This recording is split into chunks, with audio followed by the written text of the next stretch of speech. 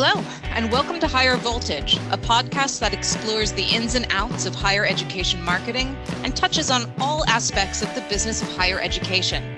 We are brought to you by eCity Interactive. For more than 20 years, eCity has been creating marketing strategies, websites, and digital experiences for higher ed institutions large and small. Inspired by challenge and proven by results, eCity can help you solve the greatest challenges facing your institution today. My name is Heather Dotchell. You have most recently encountered me leading the marketing and communications teams at 2 Philadelphia area colleges, and I'm excited to welcome you to our latest episode of Higher Voltage. Today, we're diving into the world of accessibility in higher education communications. While most of us are familiar with the world of viewbooks, Instagram, and web pages, we may be less familiar with the often behind-the-scenes invisible work of accessibility. Often our websites, social media, and other communications efforts were built without accessibility in mind. How do we fix this? When do we fix it? And when do we start over? And how do we make sure that we are putting our best effort forward immediately? We have 2 great guests today to explore these questions and share their expertise in concrete ways that you can start applying now. Alexa Heinrich joins us from St. Petersburg College, Florida, where she is the social media manager. She is passionate about accessibility for digital communications and educating others on the realities of working in social media. Outside of work, she enjoys good tacos and riding her bike along the beach. Erika Boltz is a communicator, ally, and activist living with mental illness in Virginia. Her trauma-informed lens offers her perspectives that are not often brought to light. She has spent the last 10 years working to create more inclusive content and communications in higher education spaces. Alexa, can you give us more detail about your passion for accessibility and how you came to be an outspoken advocate? Sure. So I was actually working in Chicago a few years ago, and I was the content marketing specialist, and part of my job responsibilities was adding banners to our website. And my digital strategist asked me one day, hey, can you make sure that there's alt text on those banners? And I actually didn't know what she was talking about. And so she explained, well, it's for, if the website fails, there's text to inform the user what should have been there. That was her description of it, which is not wrong, but we couldn't actually add alt text. And then I started doing more research into that particular topic, and I realized, this is really important, and not just from a technical standpoint, from an accessibility standpoint. And that's just how I kind of dove into it. And I was managing our social media. I was like, I need to do this for social too. And now I want everyone to do it because it's important, not only from a technical standpoint, but from a human standpoint. Erika, how do you define inclusion with regards to accessibility? And how does your trauma-informed lens differ in perspective and recommendations than your colleagues without that particular vision? Yeah, so I think it's really important to acknowledge that we're having a number of conversations within this inclusion and accessibility conversation, which we'll get more into about compliance, but there's that compliance piece, which often only addresses people with very specific sensory disabilities, versus inclusion, which looks at what can we do to make our content more receptive and able to reach more people. And so a lot of folks are starting to have more awareness around this piece that we're going to talk about today, things like alt text, image descriptions and captions and things. But we also have to look at what is the content we're actually putting out and how does that make people feel. So I live with mental illness. I have been working in higher ed for quite some time doing communications work, and there are a lot of things that just generally make me uncomfortable from my personal experience of having mental illness, experiencing a lot of ableism, and a lot of things that we should be a little bit more aware of, besides just those little technical pieces that are only being addressed through the compliance lens. So inclusion is really looking at all of the different ways we could make better content. I love that we're looking at this in a bit more integrated fashion and not just channeling very specific pieces of it. I actually don't remember what sparked my awareness of the significant website accessibility and compliance issues I had with a former department, but it was driven by my web manager and myself we knew that our website had not been designed with any sort of accessibility in mind when it was put together. So we had formed a committee of like-minded individuals to drive that project forward, enlisted a significant number of free tools because, like most colleges and universities, there weren't enough resources to go around for what we were aware of, let alone for something that came to awareness. And then my saint of a web manager got to work on the back end. I'll give a little shout out to Bob right now because he really took over the vast majority of what needed to be done to bring our website as compliant as possible.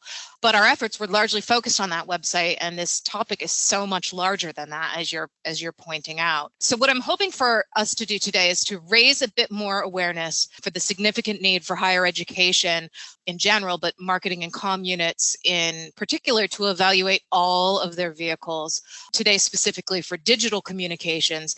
And if we can give our audience concrete, actionable tasks and steps to get them started so that their journey can go on, having all of their output being accessible and inclusive to their audience. Every change helps. And I know getting started can be, the most onerous bit because you just don't even know where to begin. But give me, something that I can do today, and that gets the wheel moving forward. So to begin, when we're talking about making our digital media accessible, what exactly do we mean by that? Alexa, can you kick us off on this? Sure. So obviously within the human spectrum, there are people that have they have vision loss, they have blindness, they could have hearing loss. There are millions of people who have different levels of ability when it comes to how they navigate the digital landscape. You have individuals with permanent disabilities, temporary disabilities, situational disabilities. So I have situational disability. I don't really drive at night because it's really difficult for me. But then when it comes to the digital world, you have to set up your content in a way that everyone can access it, which is not always the case. You kind of talked about website accessibility, and that's been a huge thing for years now. And whereas, the world of social media is always expanding, how we communicate with our students via digital vehicles like email and text message and all those sorts of things. These are all playing into how we communicate with people. And it's not always accessible if you're not thinking of how you're doing it and the kind of content that you're putting out there. To add to that, I would say looking at things from different perspectives. So we talk about people that have vision loss or hearing loss. And a lot of those accommodations we provide for them through alt text and captioning and things like that. But there's also sensory disabilities that aren't necessarily blindness or hearing loss, like people on the autism spectrum that have all kinds of different reactions to lights, loud sounds. Think about all the different audio that you've put out that maybe isn't balanced. It was recorded on a cell phone, and it can actually be certain sounds, for me specifically, are very scary and harmful because of the tones and the unbalanced volume. Captioning is also for people that have any kind of attention issues. So especially thinking about students that may have ADHD or just generally be going through it, which I think right now all of us are, and we can use a little bit extra support there with things like captioning. So looking at things like that, and I would also add to this idea of accessibility, I am now living in a very rural area where I do not have internet access. I have a Wi-Fi hotspot that all of the data is used up in one day. And when I'm trying to do anything, think about all of the unnecessary photos that are purely decorative on whatever you're doing, how someone that doesn't have a lot of internet access might be interacting with your content is another lens to look through this as well when talking about accessibility. I appreciate this comprehensive lens that we're using to look at all of this. What tools do you use personally to check the various types of accessibility, whether it's social media or other digital communications, especially with the idea that a lot of people are just starting on this journey and need to work backwards? What have you found most useful? I am a big fan of using the voiceover function that is built into my iPhone. So all newer iPhones have it. My old model had it. basically, it's an accessibility tool. You turn it on and it reads the text aloud to you. And if you have images, it would read the alt text aloud. If there are emojis, it reads the description of the emoji aloud. But I use it to test some of the content that I'm potentially going to put out. We have a test Facebook page that's unpublished for my work. So we post a lot of content there, and that's where I'll test it just to make sure, yes, what I'm putting out here makes sense. It is accessible. It's going to work. So I use the voiceover function all the time, at least once a day when I'm writing different content, but I use it a lot. Some other things that are super helpful are color contrast checkers. So WebAIM has one, especially with social media, especially with stories, which a lot of us like to use. And I know Instagram just rolled out a bunch of different fonts, and some of them do have a little bit more contrast between the text and whatever the image is. There's one specifically that's like the same text repeating kind of in 3 layers of different colors. And you may think this is adding contrast, but some of them are actually still very difficult to use. So it's important to kind of have some awareness. There are guidelines, official guidelines for web content, the WCAG guidelines, web content accessibility guidelines, that you can kind of use as a jumping off point for an understanding of what you should be doing. And a lot of that provides guidance around what level of contrast you should have, as well as a lot more direction around alt text and image descriptions and captioning and things like that. So color contrast is a huge one. So as we're talking about color contrast and these kind of things, we're talking about regulations here. And while I know that you are approaching this from a humanistic point of view, because this is the right thing to do, let's talk a little bit right now about some of the legal implications of all of this. What are the legal implications of this kind of accessibility work, or more pointedly, not doing this kind of accessibility work? So I will start by saying that I am not a lawyer, and this is in no way legal advice. Do not take this as legal advice. I have participated in a remediation with the Office of Civil Rights, so I have a little bit of context of the perspectives they're coming from, and those are very centered around specific disabilities of vision and hearing loss, which that is not the only consideration we should be having. So we have to think about, okay, what is our goal? If our goal is to get compliant, we are going to be looking at laws. So we're talking about Section 508 and Section 504 of the Rehabilitation Act. You know, people like to say ADA, but ADA doesn't really specifically have things in there. And we know there are a lot of lawsuits about ADA stuff that nothing is happening to them. Digital spaces, it is coming down a lot harder. There was a big wave of these lawsuits when you used to be able to file one on behalf of a person with a disability, but the education department has changed that a bit. So now a person with a disability has to file this complaint. So essentially, if someone is trying to interact with your content, so that could be, you know, a prospective student, a student's grandparent, it could be anyone. If they are trying to access your content and they encounter barriers, they can bring legal action upon you, because especially as a public institution, I think that's also another conversation of, are you a private institution or a public institution? Where does your money come from? But again, I'm not a lawyer, but we need to think about, okay, this is generally, if we are a public thing and we have to abide by all of these government regulations, this is one we should be doing. And I think if you are in contact, I know when I was operating on a university level, managing social media and the governance arm of things, we were in very close contact with our legal counsel. Those are the folks you need to be having this conversation with. So if you have concerns, please reach out to your institution's legal counsel and say, you know, there's a lot of stuff happening in the higher ed world around accessibility lawsuits, and I don't really want to get into a situation where I'm having to do everything retroactively. So the goal is to be proactive, to get all of these practices and things built into your workflow before you get hit with legal action. And I think some of the biggest ones, if you have no idea what I'm talking about, you can look at Harvard and Berkeley and MIT, were some of the big ones that everyone was kind of talking about. And I think a lot of us look to those upper level institutions for what we should be doing in the higher ed world. But those folks had to take down like 20,000 hours of recorded lectures because they were not captioned. They were trying to offer them to the public as a way to audit courses or access free resources. And they got hit with a lawsuit because they were not accessible to everyone. So you really have to think about what you're doing with your content strategy, especially now. A lot of people are having all kinds of Zoom meetings and Hangouts and all of these spaces. Are those captioned? Because you have to provide live captioning too. That's a part of this as well. So as we're existing more in this digital realm, we have to think about, okay, I want to do X. This is my goal.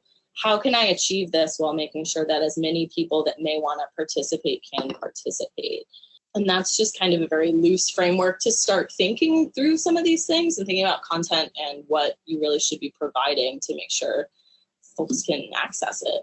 So yeah, just being proactive about this is important and not reactive. And frankly, it's just good business. If you are not providing a good user experience to your audiences, be it prospective students or donors and friends or influencers who are going to be speaking with anybody who has to do with your community, if you're not reaching them in every way possible and making that available to them, then you're not doing yourself any favors either. I'd like to dive now into the technique, some of the cold, hard, concrete, actionable things that we can start doing now to make sure that our digital communications are accessible and inclusive. So let's start with image accessibility. This stretches across, obviously, website ads, posts. Why isn't simply posting an image okay? And what comprehensively needs to be done to make those images truly available and truly inclusive? Okay, so when we're talking about images, I kind of like to put a pin in this and talk about strategy for a second, because you have to think about the purpose. Why are you sharing the thing that you're sharing?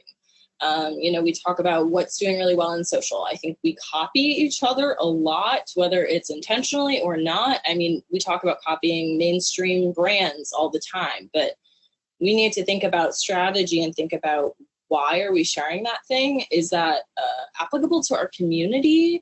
But also, is what we're sharing just a beautiful campus photo? We know those do very well when we are trying to get those likes, when we're thinking about what are we really reporting on in our metrics to senior leadership, and call it cheap likes if you want, but everybody likes a beautiful photo. But if you're just posting something that's purely decorative, but you're posting it because you know people that have sight are going to feel nostalgic or feel a feeling of, I remember walking on campus and seeing the sunrise over the quad or the park or whatever your campus feature is, your campus water feature.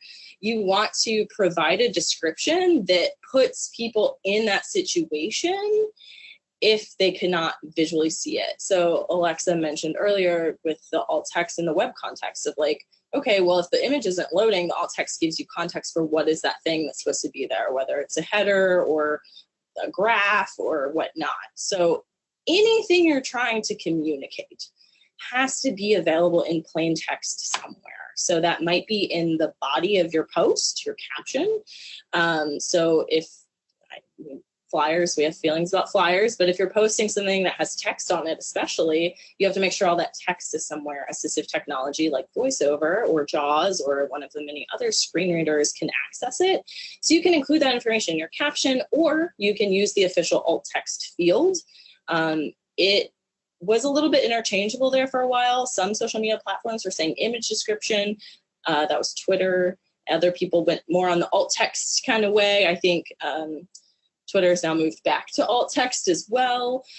So this language is a little bit interchangeable, but those things are actually two different things. So just a quick crash course here. Alt text is more of that essential top level information. And, it's like if you have a picture of blueberry pancakes, the alt text would say blueberry pancakes, but the image description is going to provide you more context and make more of that that description that gives you the feelings, that puts you in that place. So 5 fluffy blueberry pancakes topped with a slab of butter. And so, you want to not be too long and too embellishing and too, just saying stuff to say stuff, but you want to include enough context, enough of a description to achieve what you're trying to communicate. So if it's that campus nostalgia, especially now when we've been away for so long, you want to kind of provide enough context of like setting the scene so people know what's going on. A lot of this is around providing additional context. So in other words, pairing a description with an evocative narrative. Yeah, and I would add too, I get asked a lot what makes good alt text, and I always give the caveat of, well, I don't personally use alt text for consuming my images because I don't need to. I don't have a vision disability like that, but it's you want to make people feel that image. And another thing that I like to add with in terms of alt text is that if you are running, let's say you're running social for a political person, you can be specific in your alt text. When there were still like 26 Democratic presidential candidates, Elizabeth Warren was the only one using alt text on Twitter. And when I would read her alt text, because I was impressed that she was, and they all should have been, her social team was actually saying, Senator Warren with, in the alt text. They were being specific, like she's in this picture with such and such. And I liked that because, she's in the picture and she's a focal point of this picture. So if you're a high profile person, I feel like you can do that, but I could be wrong. But I personally think that it works for that because she is the focus of that picture. I was going to add, thinking about what makes good alt text. So we're in a pretty political time, and when we're describing people, you can do that in your alt text. A lot of people like to dance around this diversity piece of like, how do I talk about this person? And I think if you are talking about someone where that context is important, or you're describing someone, you can describe their skin tone, and you can describe what their hair looks like. I think it's important not to assume people's gender in these alt texts as image descriptions as well. So I've seen a lot of image descriptions where people are talking about, person with dark skin tone and short hair, and providing a description that kind of adds context to the information that's happening. So of course, right now that context is a lot of protests around Black Lives Matter. So that is important to note that who is the person being represented there. And I think as we are all really trying to be more aware of this piece of inclusive photography and making sure we are accurately representing our campus population, I know it's a little weird to talk about now since we aren't physically there, but as we're using inclusive photos and we are making sure we are representing people in the way that they should be, that we're not saying anything weird. And I want to empower you all to have conversations with people about what their pronouns are. That's also pretty important. And also, how do they like to be talked about? And that also goes to the disability piece as well. Some people like to be called disabled. Other people do not. Everyone has preferences, right? So this is going to this idea of inclusion where everyone has different needs, different preferences. And that's really the conversation to have around this idea of inclusion. Yeah, I totally agree, because on a personal note, and mine's not like a huge thing, but I've had short hair for years now, and it's part of my personal identity at this point. And when I use alt text for my own personal images, I always put short-haired woman, always, because it's just how it's part of my identity. So I feel like it's important for people to understand that. So yeah, I totally agree. Because I've had people ask about that. It's like, is it important to the context? Do you feel that it's important to the context of this image? Then yes, you should totally add it. I think some really great actionable advice for people who want to make change and start doing this. If you're interested in doing it for work, start doing it on your personal accounts. I have a plethora of accounts for different purposes, but my Instagram account and my Twitter account that I use for work and accessibility education, I put that information on everything. And yeah, describing, dark-haired woman wearing glasses with blunt bangs and shoulder-length curly hair and a lot of tattoos. It's like things that influence people's perspective of you when you do have that vision, I think is important to call attention to. So start doing it on your personal accounts. That's a great way to just get into the habit of it so you don't forget to do it for work stuff too. Emojis, hashtags, fonts, memes. Let's move on to these. What are the pitfalls of these stalwart social media tools? And how do we integrate their use with accessible communications? So I love emojis. I'm pretty sure my little bio on Facebook says that I speak emojis, but it's really important for everyone to realize that every unique emoji icon has its own description. Even if you change the skin tone, adding a skin tone automatically adds a description to it. So yes, they are cute. Everyone loves them. They're a huge part of the digital world now. But it's important to know that they do add a layer of context to your content. So if you're throwing them in the middle of a post or middle of a tweet, you could be making the content confusing. You could be making the content longer than necessary. And that's why I have a rule of I throw my emojis at the end of posts and tweets. I limit myself in the number that I use them. I don't use them as bullet points, which everyone loves to do right now. So yeah, it's just being smart about how you're using them in your content, if it's relevant to the content. I really like using the site emojipedia.org because they have every description listed out for every emoji icon, including what they could be called on a different platform or a different device, because we know that Gmail emojis look different from my iPhone emojis, so on and so forth. They could have different descriptions based on what their different look and feel is on a device or platform. So in other words, no clapping hands after every word, which, seems to be every other social media post I see. I think if people took the time to turn on the screen readers on their cell phone and do that testing piece, you would never do that again. It is extremely chaotic. It's very harmful, and you're not effectively communicating, y'all. Yeah, I would 100% skip over a tweet that has 20 consecutive emojis if I had to rely on my voiceover technology, because there's no way I'm going to sit there for upwards of like 4 or 5 minutes to get through something that is only 20 emojis long. It's not going to make any sense. It's not going to add anything to my experience. It's going to take away from the experience. So people need to stop doing that. The clapping hand ones, though. The clapping hands and all the finger pointing like to the middle of one word, and it's usually like go Gators, which for people that have vision, sure, it's fun, but we have to acknowledge that 1 in 4 people have a disability of some kind, and a lot of things are happening at the same time. So it's funny, Alexa and I were actually chatting the other day. We both got a sponsored ad from Kool-Aid where they had made one of those, I guess this is a meme. I don't really know what you call it, but it's like a picture made up of emojis. They put the word "oh yeah" in the middle. So they took brick emojis and built a wall. So it's like rows and rows and rows and rows of brick emojis with, similar to the fingers pointing in a million directions to one word in the middle. It was "oh yeah." And I responded to them, and Alexa did the same thing, saying, have you listened to this with a screen reader?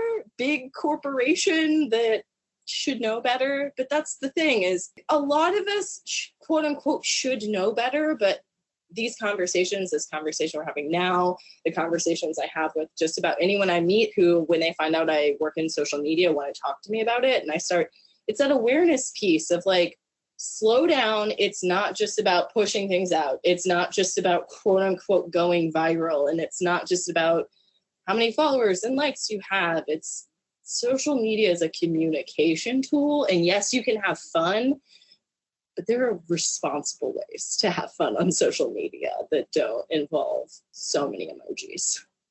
I always say that if your social media strategy does not include accessibility, diversity, inclusion, then it's not a good strategy. I think we just came upon our next venture, Accessibility Nightmares, where we will critique future memes and content in a very Gordon Ramsay-esque manner. I'm very willing to devote an entire podcast episode to that. I have joked about making a Twitter account that is solely for the purpose of calling out brands and organizations on Twitter. Well, I will just say I'm a big fan of the call in versus the call out, and that's a big conversation to have as well around accessibility. I think a lot of us default to that should know better shame mechanism, which I think for a lot of us, especially they're working in more of like a supervisory management role of looking at accounts below us, like a central university account looking down at schools and colleges and departments and programs and things, is that, you know, that compliance piece and that bringing awareness and like, hey, you should do this way. It is that important conversation like we're having now about this human side of like, well, do you want to be more effective in your communication? So let's talk about accessibility. But yes, the dragging, it's sometimes is a lot. It's people should know better sometimes. So let's help our colleagues avoid the shame. Hashtags, what do we need to do with those? So hashtags, y'all. You may have heard of something called sentence case or camel case. If you are using a hashtag that has multiple words in it, you want to make sure that the first letter of each word is capitalized.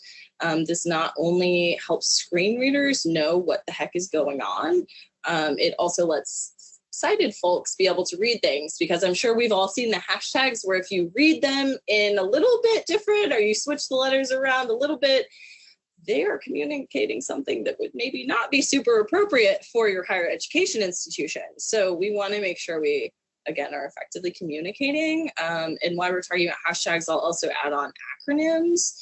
A lot of us like to use our 3-letter acronym. Screen readers, typically, if it's an acronym that's under 4 characters, it will just read it as a word.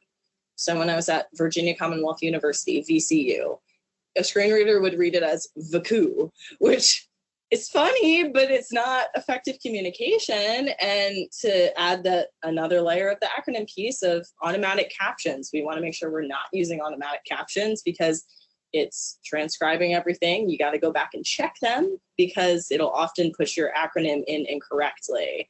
And so we want to make sure, again, this is all about the purpose of accessibility and inclusion is to be a more effective communicator and make sure that what we're communicating is being received, because we know a lot of things get lost in translation or they're not being received. And these are just some little simple things we can do to help put more things into place to ensure we're not being misunderstood. And I'll add that camel case is not just for hashtags. You can do it to your Twitter name. And when I say, or your Twitter handle, sorry. So you're at whatever your Twitter handle is. So mine is hashtag Hey Alexa. And I've capitalized hashtag Hey Alexa. So they are 3 separate words so that if someone were to read my name with a screen reader on Twitter, they would read it correctly and not some long amalgamated word, which is an issue when you get to Instagram, which doesn't allow you to do that. They force all of their handles into lowercase, and they try to force all of their hashtags into lowercase as well. It's an aesthetic for Instagram. You can force the hashtags into camel or sentence case, whichever you prefer to call it. But the handle is forever in lowercase until they fix that, which is so frustrating to me. Other readability issues, fonts. I suggest using sans serif fonts. They're a little easier to read. If you are not familiar with typography, serifs are the little doodads that are hanging off the different edges, the curvy bits. You want the more straight, parallel, up and down fonts. Arial, Helvetica, these are some that are good to use, especially if you're trying to use some kind of funky font. I know a lot of people use Canva because time and access and having interns and all kinds of folks help, which is cool and fine. But a lot of the like calligraphy-esque things, especially people try to put acronyms into there. I see a lot of sorority things, especially. So if you have someone that's kind of managing your Greek life stuff, definitely something you kind of want to keep an eye on. Again, this is not legal advice, but I have heard from very reliable sources that if you have people posting on quote unquote official accounts that are associated to your institution, they are a representative of your institution. So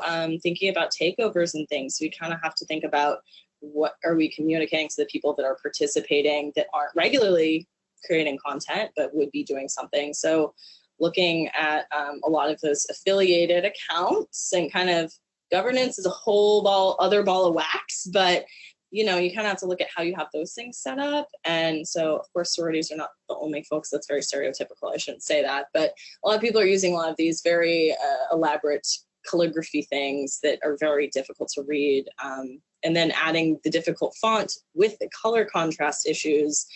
I think a lot of people try to use their school colors together in text, which can cause a lot of contrast issues.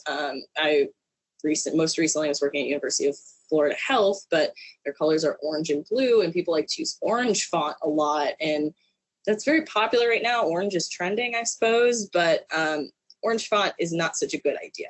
And things like color contrast checkers can help you kind of avoid a lot of those issues.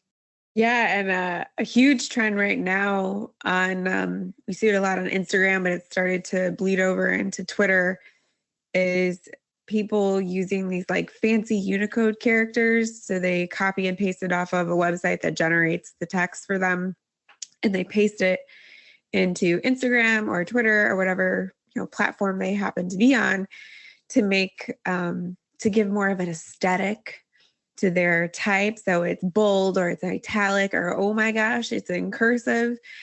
And okay, yeah, it's pretty, and you definitely stand out for having different typeface, but a screen reader can't read that.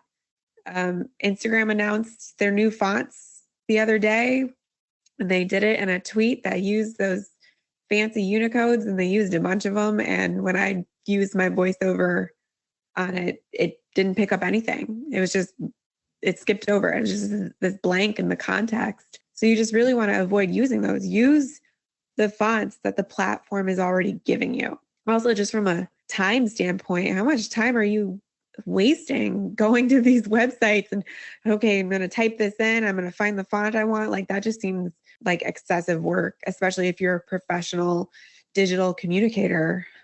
Time is money for me, and I don't have time to be doing this. So, but yeah, they're just not accessible at all.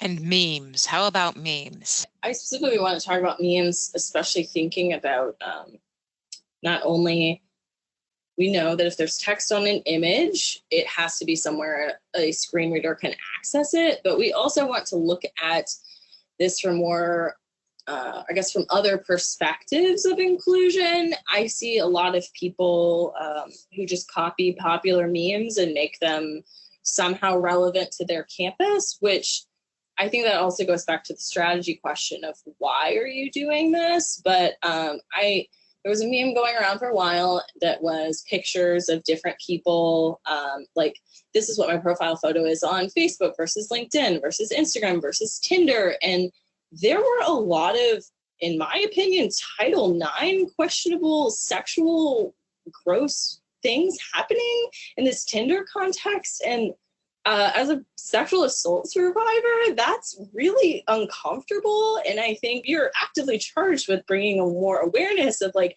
how are these things making people uncomfortable? And I think we just kind of need to have, that awareness of how could someone react to this? Play devil's advocate, check yourself, and think about, why are you doing this? What is this saying about your brand? What is you recreating this meme adding to the conversation, before just willy-nilly participating in memes? Plus, I mean, a lot of the memes that we see floating around are exactly like what Erika was describing. It's a multi-image image. So it's a bunch of images within an image. So have fun adding that alt text in a way that makes sense, because that would be so difficult for me. And I add alt text to everything. It's very interesting you saying that. I don't know if anyone here or listening has listened to the Reply All podcast. but they have episodes where the hosts explain memes to like the director of the podcast group. So there was one that was a meme that was supposed to be the 4 horsemen of the apocalypse, and it was other memes as the 4 horsemen of the apocalypse. And they spent over an hour describing what each individual quadrant, there's four images within the one image, of them trying to provide enough context so the person could understand what the heck this was about. So thinking about writing that out, as Alexa just said, of like context, people, context. Well, it's the same with like you have, they're more like written memes. So there's the one where it's like a brick wall made out of punctuation, and then there's a little like punctuation rabbit at the bottom holding a sign made out of punctuation that says something. And I'm like, okay, this, yeah, it's funny and cute, but what does a screen reader think when it sees that? Like, what does it say aloud? / hyphen. So that's just, you don't really need to do that at all. You could have just written out whatever's on his cute little sign. But again, it's a written meme, and it doesn't make any sense when it comes to a screen reader reading it. So we've talked a lot about the screen reader. What other practical suggestions or tools do you use to keep your accounts in line? I would say, so we've talked a lot about images. We haven't talked a ton about video. So videos, anything spoken on a video should be captioned. There are 2 different kinds of captions, open or burned captioning and closed captioning. And one is actually more accessible than the other, but one is preferred to people that are deaf or hard of hearing because they don't have to turn it on in the settings. That's the open captions. It's burned essentially onto the video, so it just plays with the video. Closed captioning is what you turn on and off in your settings. Not every platform has closed captioning as an option, so sometimes you have to make a video with burned captions, especially in the context of Instagram. If you have a combination of disabilities, you would need to use closed captioning because that has a separate text file that includes the conversation, the text, the narration, and an assistive technology device can access closed captions. They cannot access burned captions. I would recommend, if you are looking to play around with captions, understand captioning, I do everything on YouTube because it's free, and that's that closed captioning aspect, not the burned captions. I know messing around in Adobe Premiere can be kind of a lot. If you're looking to create social media videos that have burned captions where they're actually on the video, Headliner app, which for a while they didn't have a mobile app, and I'm actually unsure if they do. I've only used it on desktop. Specifically, people that do podcasts use it for teaser videos, but you can create something that is just a video with your text on there as the captions. They also have a story size template for Instagram, which is super helpful. And I know they were offering free accounts for higher education and nonprofits. That was like a Google form you had to fill out. Definitely something to explore. There are also a few other free tools, which I will pass along to Heather to be included in the show notes for captioning that I cannot pull off the top of my head. There are some that have a little bit of questionable ethics, so that's really up to you. Budget, of course, is always a concern. Personally, I'm looking for that ethical way to make that happen if I'm not doing it myself.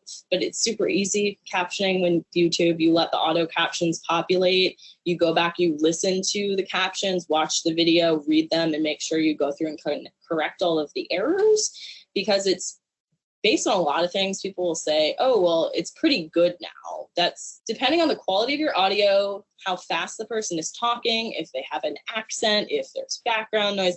There's a million different factors of how great that's going to be. So it could take you, I think what people say is it takes you 3 to 5 minutes to caption for every 1 minute of actual text. So if you're using a combination of the auto alt text and going back and revising, depending on that audio quality, it may or may take you different amounts of time. But just trying to budget all of those things into your workflow is going to be one of my biggest recommendations, is acknowledging this is something I have to do and plan ahead. So you're being more proactive rather than reactive. Yeah, I'm a big fan of using YouTube for captioning as well. And when it comes to short form videos, so anything like under a minute, I use Clip-O-Matic, which I think it's a $3 app. I can't remember, but they burn the captions as you record for anything a minute or less. And like YouTube, you can go in and edit. It's on the back end, you can edit what it's captioned, especially with me. I have a speech impediment, so I'm really focused when I'm recording a video, but it usually slips up and I have to go and adjust my captioning. But I really like that for short form videos, especially because it's the long format. So if I did an Instagram story, or you can do it in a square format, which if you do an Instagram feed or anything like Facebook or Twitter. So yeah, I really like Clip-O-Matic. It makes it pretty easy, but YouTube, huge fan of letting that auto caption do the muscle of the work and then going in and fixing where it couldn't understand what I was saying. And I will just add, we know that usually videos are uploaded directly to Facebook perform better. You can actually download your caption file from YouTube and upload it to Facebook or other platforms that accept the caption file. So you don't have to caption things multiple times and you're still getting those better metrics. Yeah, and I think you can do that with I think you can do it with Vimeo as well, but I think they have an auto captioning where kind of the same thing. You can go in and adjust the captioning, which is super convenient. Makes it a lot easier because I didn't know that. And then I captioned a 20-minute video by hand until my boss pointed out, why didn't you just use the auto captions and adjust it? Because I did not know. That's why. Well, and that's part of the problem is so many of these platforms, they haven't had accessibility features for so long, and then they get the fire under them and they haphazardly are putting these things together. Like Instagram, they have a pretty hidden, if you ask me, alt text field. It's when you're entering your caption, it's like in the very bottom in like a light shade of gray, which doesn't have a lot of contrast, very easily to miss. You have to click and then you have to click again. And it's like, this very easily could be optimized for user experience to help other people access the content if you wouldn't bury it underneath all these clicks and menus and just put the fields there. Twitter recently removed that you had to turn it on and off in the settings, which is amazing. So now if you're on Twitter and you're uploading a photo, it'll let you, it has a little alt icon. It says plus ALT. You can click and add your alt text image description, and they have a very, very long character limit. So if you do have a flyer and you're trying to watch your characters, you can include all of that transcribed in that alt text. So this is a lot of work and there's a lot of bandwidth that goes into this. Do you have or had you had larger groups on campuses that address these issues and helped with your tasks, or were you the lone warrior out there with the voice and the keyboard trying to make it happen?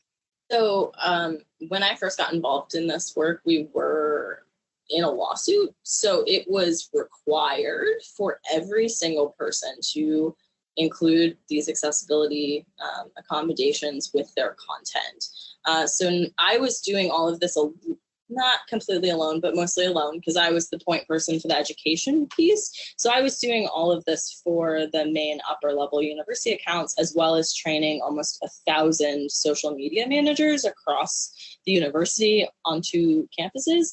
So yes, it is a lot of work. There are a lot of ways you can get support from other people.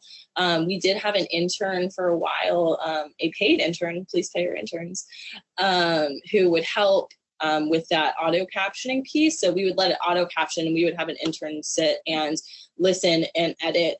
You know, you can add people to your YouTube account with different permissions and just make sure you keep everything unlisted, or even better, put on a test account if that's what you want to do. You know, if you really don't want to give anyone keys to your kingdom, have a test YouTube account. But you can get support for this. I also would ask people being on the university level if they had something they wanted to share or wanted us to boost, that they provide the alt text or image description with what they're trying to have us share. So I didn't personally have to take the time to understand what they were trying to communicate. Of course, then as that person who's sharing it, I can provide my editing and redirecting. But if you can get someone to take a first pass at it, that's also super helpful. And again, practice makes perfect. And until you're doing this regularly, it is going to take you a long time.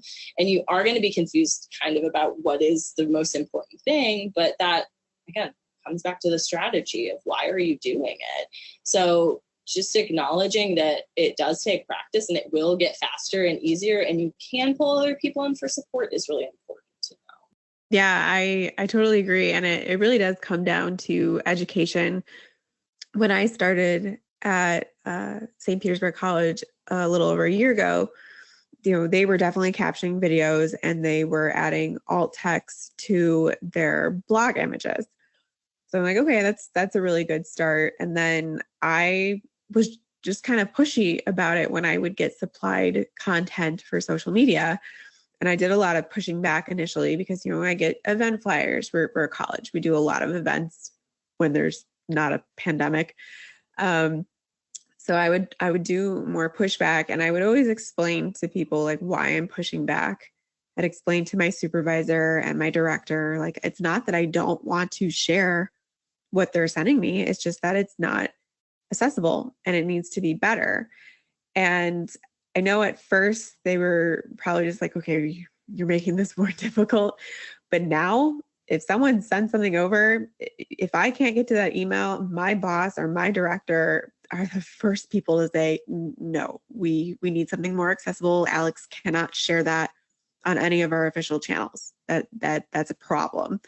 And they're really big supporters of what I'm trying to educate others on, which has helped immensely. So even our college president is like aware of what I'm trying to do, and she's really supportive of that. So it just makes it easier when I'm trying to educate others to know that I have leadership in my corner for this. It's helped a lot. Okay, so there's a million things that we haven't covered today. Let's be frank, we could talk for hours and hours and hours and still have hours beyond that. But are there any last pieces or advice or flags that you'd like to put out there for our audience? One other barrier I would add is in higher ed, we kind of get a little bit inaccessible when we're using a lot of academic language. So plain language is actually one of the considerations we need to put into place when thinking about accessibility and creating content. I have shared a really great webinar that's going to go into the show notes that I recommend everyone understand or takes the time to watch and understand what plain language really is, because while yes, this idea of plain language is at a certain reading level, there are ways to talk about what you're doing that is actually going to improve your reach, because more people are going to know what you're talking about, or they'll be able to connect with it in a different way. And with that, also thinking about people that don't have English as their first language is also another thing that we should be thinking about as well, with a lot of the very specific words that we use. And again, just making sure that it's we're not miscommunicating with our audience. Yeah, that's a big thing with academics. And when I was in Chicago, so I've been in higher education for almost 7 years now. I think I'm coming up on 7 years. And I always remind people, even before I was big in the technical part of accessibility, I always remind like my volunteer social media managers that I had at the various campuses, when we talk about graduation, it is crossing the stage. It is not walking across the stage, because not everyone walks across the stage. And it's things like that, is understanding your audience and understanding that they are a diverse group, differently abled. You want to make sure that everyone feels represented in the content that you're putting out and how you're communicating with them. So that is a great point that Erika made. So Erika and Alexa, is there anything you want to share that you've been doing this summer that is helping to keep your spirits up and your morale high? So I have been enjoying a lot of time outside. I cannot recommend going outside enough. If you have the opportunity to be in a place where you're able to be distant and safe around other people, nature is very healing, and we all need a break from the screens because they're frying our brains.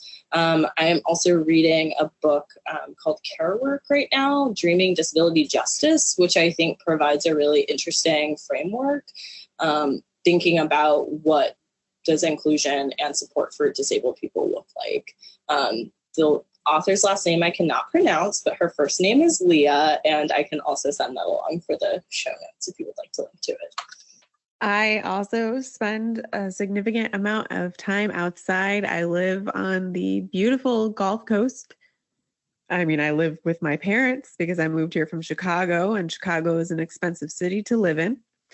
But I live in Treasure Island on the water. So I spend a significant amount of time sitting on the seawall, trying to make crustaceous and fishy friends, lots of lizards running around, but I spend a lot of time outside when I'm not working, reading. I'm about to start reading Michelle Obama's Becoming because it's been on my list forever. So I'm very excited to read that. But yeah, I am also very pro go outside and enjoy it safely. Alexa and Erika, if our audience wants to reach out to you for further discussion, where can they find you on the web? So you can find me on Twitter at the handle #HeyAlexa, and that is hashtag written out, Hey Alexa. And then my website is therealalexa.com because I like to throw shade at Amazon for stealing my name for their product. So now I get to hear Amazon jokes all the time. But that is where you can find me, hashtag Hey Alexa on Twitter or therealalexa.com. And you can find me on Twitter at EF Boltz. That is E as in Erica, F as in Frank, B as in boy, OLTZ. And by the time this publishes, I am anticipating my website will be launched, erikaboltz.com, where if you want to talk more about accessibility, I would love to do that with you. Please reach out. And that wraps up our episode of Higher Voltage. We're grateful to both of our guests for taking their time to join us today, and we're looking forward to more great conversations with higher ed thought leaders in the weeks and months to come. If you'd like to explore our topic further, please feel free to reach out to me on Twitter at @HDotchel.